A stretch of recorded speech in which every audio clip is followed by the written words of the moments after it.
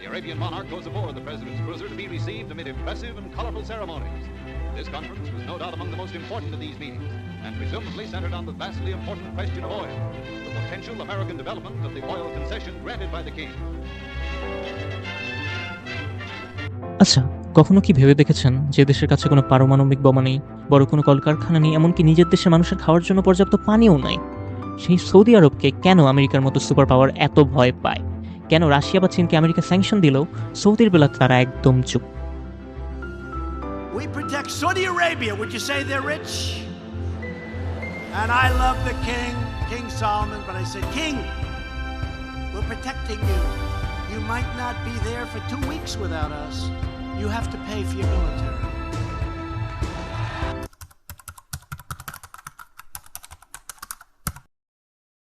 আসসালামু আলাইকুম, আমি আব্দুল্লাহ আল মুইন। আজকের ভিডিওতে আমরা সৌদি আরব এবং আমেরিকার সেই গোপন সম্পর্ক সম্পর্কে জানবো, যা শুনলে আপনিও চমকে যাবেন। That the United States considered Iraq's aggression unacceptable and famously said, "This will not stand."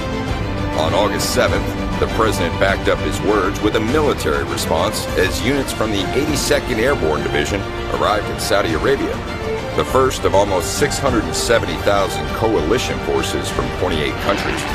1945 সাল থেকে আজ পর্যন্ত আমেরিকা নিজের সেনাদল পাঠিয়ে একটি মরুভূমির দেশকে কেন পাহারা দিচ্ছে? কেন 9/11 বা ইয়েমেনের যুদ্ধের মতো বড় ঘটনার পরেও সৌদির গায়ে আমেরিকা একটি আঁচড় কাটতে পর্যন্ত দেয় না? চলুন আজকের ভিডিওতে পুরো বিষয়টি পানির মতো সহজ করে বুঝি।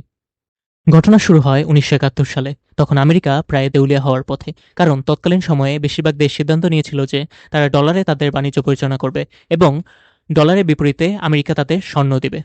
একটা সময় ছিল যখন $35 দিলে আমেরিকা আপনাকে 1 আউন্স সোনা দিত, কিন্তু তারা এত বেশি ডলার ছাপিয়ে ফেলেছিল যে তাদের ভোল্টে আর যথেষ্ট সোনা ছিল না। 1971 সালে 15ই আগস্ট প্রেসিডেন্ট রিচার্ড নিক্সন ঘোষণা করলেন, এখন থেকে ডলারের বিনিময়ে আর সোনা দেওয়া হবে না। The strength of a nation's currency is based on the strength of that nation's economy. And the American economy is by far the strongest in the world.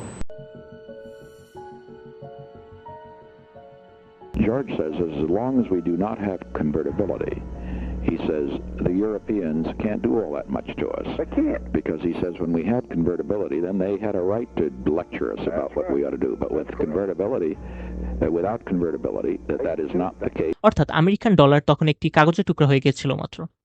তখন আমেরিকার বড় বড় মাথাগুলো, বুদ্ধিমান ব্যক্তিগুলো, তারা বুঝতে পেরেছিলেন একটা সত্য: সোনা ছাড়া দেশ চলে, কিন্তু তেল ছাড়া কলকারখানা, জাহাজ, গাড়ি কিছুই চলবে না। আর সেই তেলের খনি ছিল সৌদি আরবের হাতে। আর একটু সহজভাবে যদি বলি, ওপেক লিড করত তখন সৌদি আরব। ওপেক হলো তেল সরবরাহ দেশগুলোর একটি সংস্থা, যার সদস্য ছিল যেমন ইরাক, ইরান, ভেনেজুয়েলা।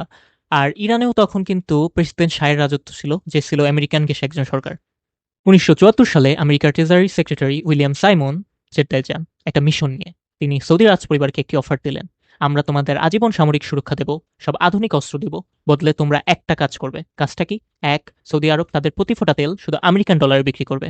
2, তেলের লাভের টাকা আবার আমেরিকান ব্যাংকে বা ট্রেজারি বন্ডে বিনিয়োগ করবে। এটাই হলো পেট্রো ডলার। দুনিয়ার যে দেশই তেল কিনতে যাক, তাকে আগে ডলার কিনতে হতো।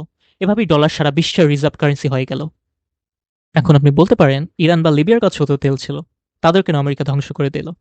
এখানে সৌদি আরবের বুদ্ধি কাজ করেছে। লিবিয়ার গাদ্দাফি বা ভেনেজুয়েলার চ্যাভেজ যখন তেলের ক্ষমতা নিজের হাতে নিতে চাইলেন, তারা আমেরিকান কোম্পানিগুলোকে অসম্মান করে তাড়িয়ে দিয়েছিলেন, কিন্তু সৌদি আরব তা করেনি। 1973 থেকে 1980 সালের মধ্যে সৌদি আরব আমেরিকান কোম্পানিগুলো যেমন অ্যারামকো থেকে ধীরে ধীরে শেয়ার কেনা শুরু করে।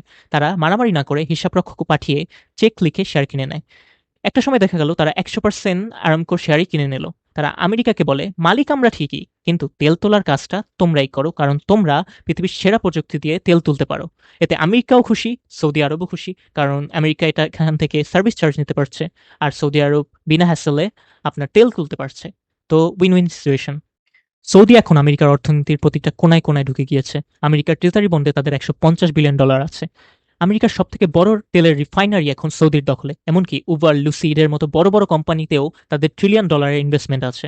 সহজ কথায়, আমেরিকা বড় বড় নেতারা সৌদির টাকাতে ইলেকশন ফান্ড পান, তাই কোনো প্রেসিডেন্ট চাইলেই সৌদির বিরুদ্ধে কথা বলতে পারেন না। তো বিষয়টি কি দাঁড়ালো? রাগ বা যুদ্ধ করে সব পাওয়া যায় না।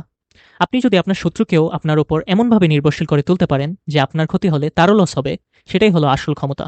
সৌদি আরব অস্ত্র ছাড়াই আমেরিকাকে নিজের পকেটে ভরে রেখেছে। সৌদির এই বুদ্ধিমত্তার ব্যাপারে আপনার কি মতামত? কমেন্টে অবশ্যই জানান। ভিডিওটি ভালো লাগলে লাইক দিন, আর এরকম জটিল বিষয় সহজে বুঝতে আমার চ্যানেলটি এখনই সাবস্ক্রাইব করে রাখুন। দেখা হবে পরের ভিডিওতে। আল্লাহ হাফেজ।